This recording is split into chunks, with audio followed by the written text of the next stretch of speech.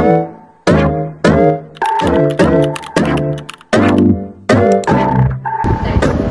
día, este equipo está conformado por Carolina Isabel Ken Barragán, Lucero Ballina Arcos y Cecilia Cash Ramos. El objetivo de esta entrevista es el conocer cómo un profesional trabaja con pacientes con parkinsonismo. Esta patología fue seleccionada porque nos parece un tema muy importante, muy interesante y aparte de que nos fue asignada por nuestros docentes, también porque nos parece relevante saber cómo comúnmente confundimos lo que es parkinsonismo con la enfermedad de Parkinson. Para esta evidencia entrevista tuvimos la participación de la maestra Sofía Alondra González Chablet, que cuenta con 9 años de docencia, 10 de clínica, tratando a pacientes ortopédicos y neurológicos. Buenas tardes, vamos a hacer una entrevista a la maestra Hey sobre el tema del parkinsonismo. Buenas tardes. Para comenzar, ¿podría explicarnos qué es el parkinsonismo y en qué se diferencia de lo que es la enfermedad de Parkinson? Ok. El parkinsonismo son temblores. En realidad sí se diferencia porque no necesariamente una persona que tiemble va a tener Parkinson. Y esa sería la principal diferencia.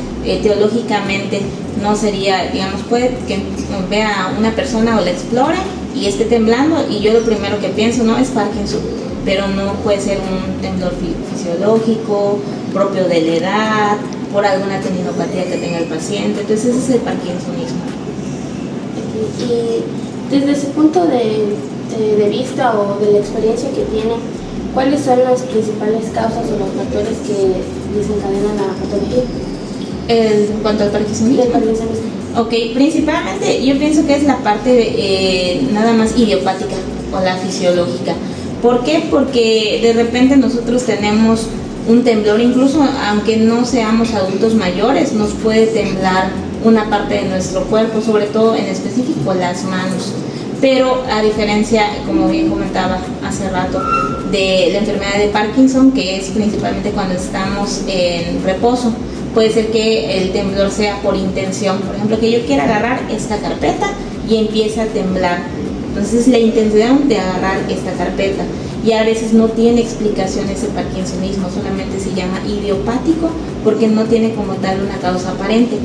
Cuando es una persona adulto mayor, podría ya clasificarse como un tremor fisiológico o un tremor por la ancianidad o adultez mayor, que también pasa mucho porque pues las conexiones cerebrales ya van perdiendo un poco pues fuerzas y pues va a pasar que la persona empieza a temblar, pierde coordinación óculo-manual, etc.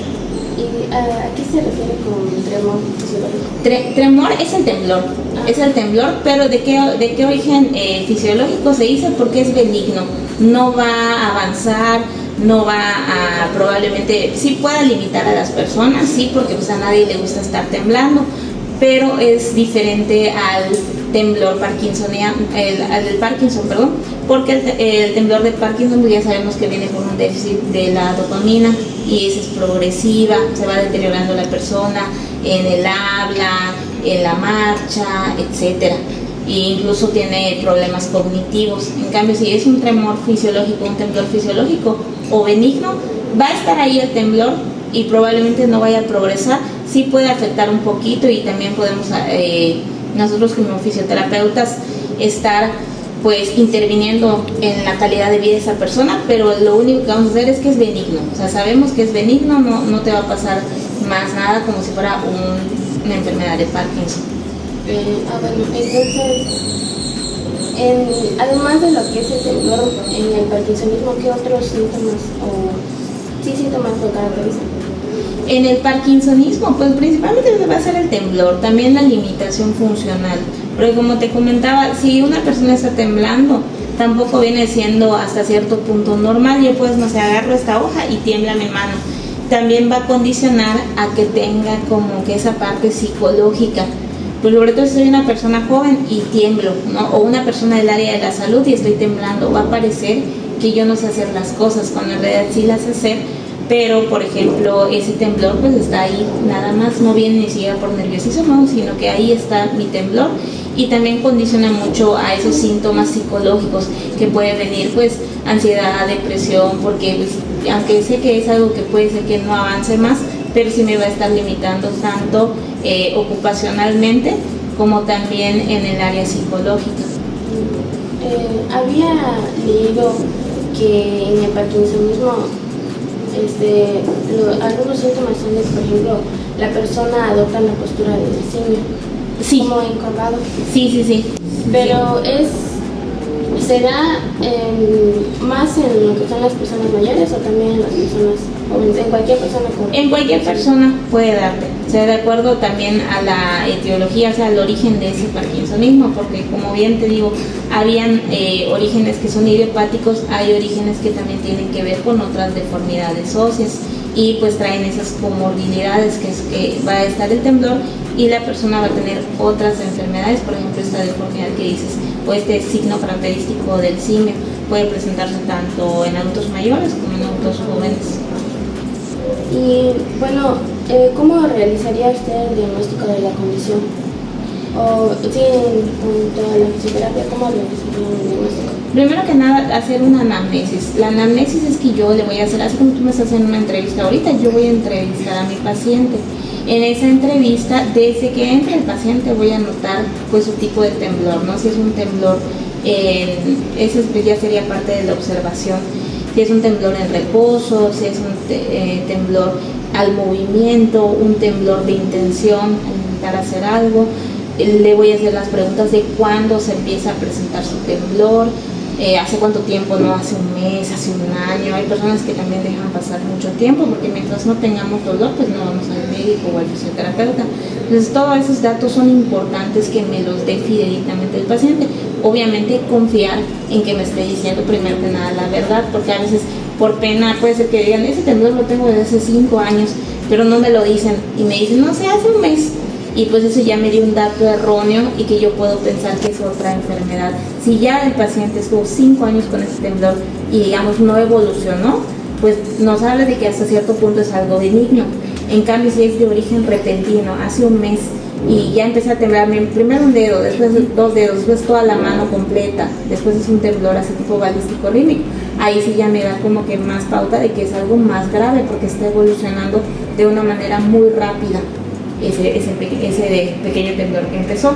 Después de la anamnesis también me tengo que basar mucho en la palpación, pues para el paciente, la observación específica, y después de que observé cómo llegó él, pues voy a observar si el paciente, sobre todo si es un temblor específico en las manos o es un temblor en todo su cuerpo, en miembros inferiores, en qué lo está limitando.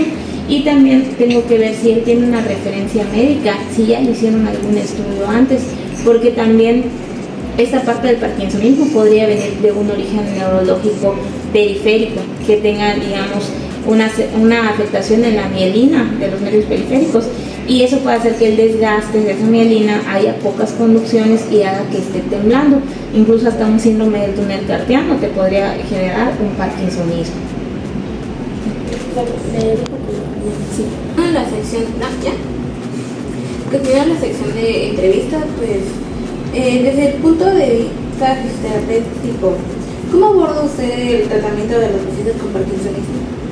Ok, con parkinsonismo lo que debemos de valorar mucho es la capacidad que va a tener, o sea, lo que nos va a agradecer mucho el paciente es la terapia ocupacional. Es decir, cómo va él volver a integrar o reintegrar esas capacidades que él cree que ya perdió.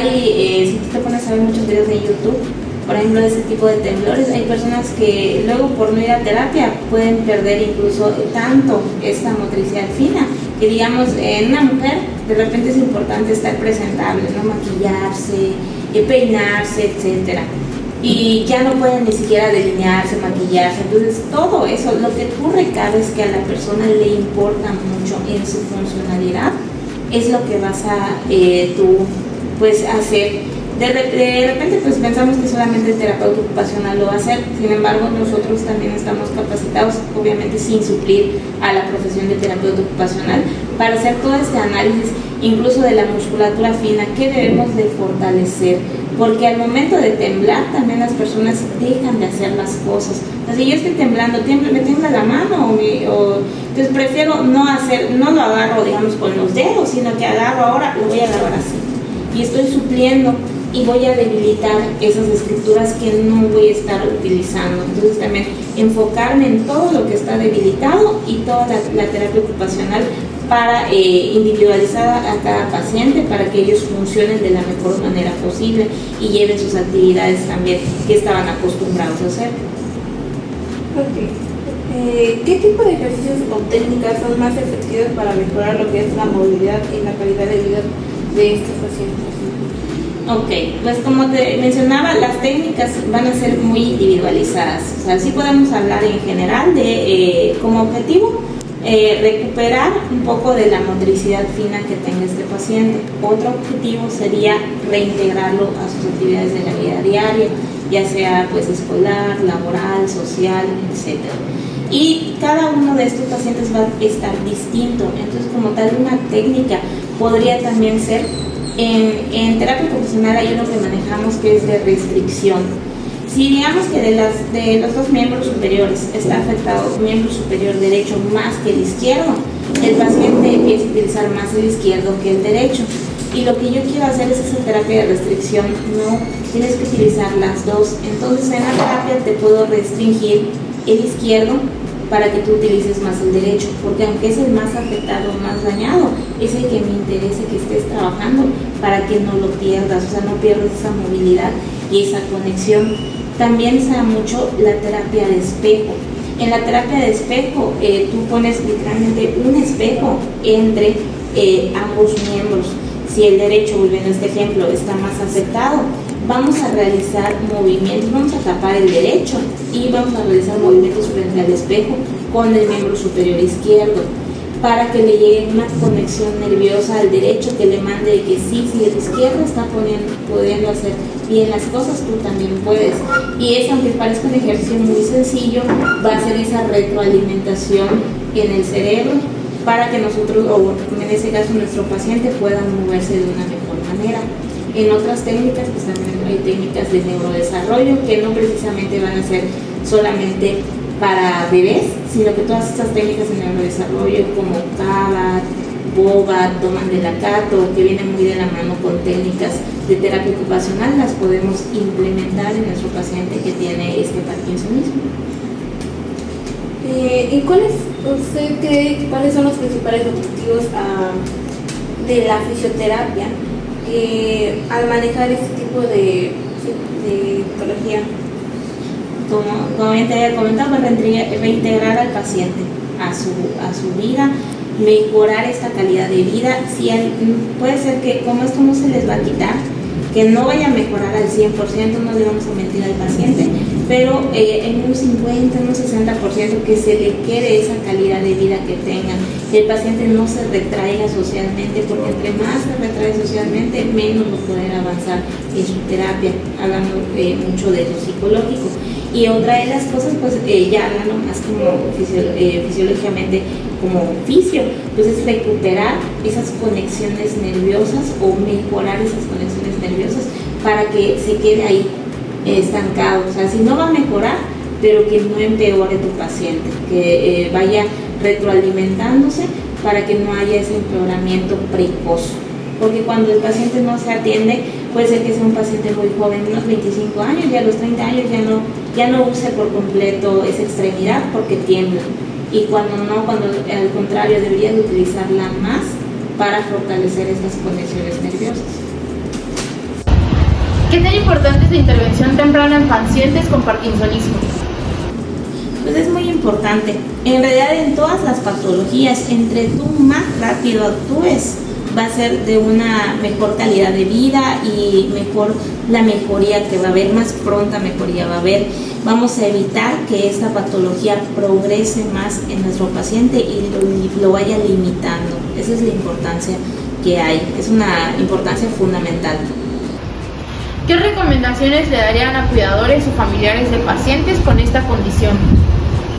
Ok, como recomendaciones también alentar al paciente, o sea, no decirle no o echar así como que hacerlo de menos, no, tú no sirvas, o sea, si el paciente quiere ayudarte a hacer algo y tú le dices como familiar, no, tú no, porque tú estás enfermito, tienes malita tu mano o tú tiemblas mucho o algo así, no, sino que más bien, ok, ayúdame, porque eso le sirve de terapia al paciente. que voy a colgar ropa, aunque tarde más el paciente colgando la ropa, hay que hacerlo, hay que ponerlo a hacerlo para que el paciente no se desacostumbre a hacer todas esas actividades que pues pensando en eso, pues sus familiares no siempre van a estar cuidándolos, ¿no? Entonces el paciente debemos de dejarlo lo mayor independiente posible. ¿Qué avances en la fisioterapia considera prometedores para el tratamiento de pacientes con parkinsonismo? Pues dentro de la fisioterapia yo considero que ahora se da mucho la retroalimentación por medios, si nosotros bien podemos tratar un paciente con agente físico, con movimiento, con ejercicios, pero ahora por medio de hasta incluso de los videojuegos son ideales para tratar este tipo de pacientes. Hay un tipo de terapia que se le conectan unos electrodos al paciente, incluso sin mover la mano. Él va a estar tratando de hacer en el jueguito que alcance, no sé, digamos que la pelotita vaya hacia arriba y se mantenga la pelotita. Pero con hacer ese esfuerzo mental parece como si estuviera utilizando su mano y eso va a ser una retroalimentación positiva en nuestro paciente. Entonces, a mayor se descubra las cosas que para las cuales la inteligencia artificial, la ciencia pueda mejorar en cualquier otra patología y en específico en esta de parkinsonismo, pues va a ser muchísimo mejor para el paciente, además de que obviamente van a haber más tecnologías que nos permitan, no sé, realizar más movilizaciones o en dado caso de que ya el paciente necesite pues férulas o apoyos ortopédicos, órtesis que se muevan solitas, digamos si es un paciente que ya está muy avanzado, pero queremos que vuelva a hacer la funcionalidad de la mano.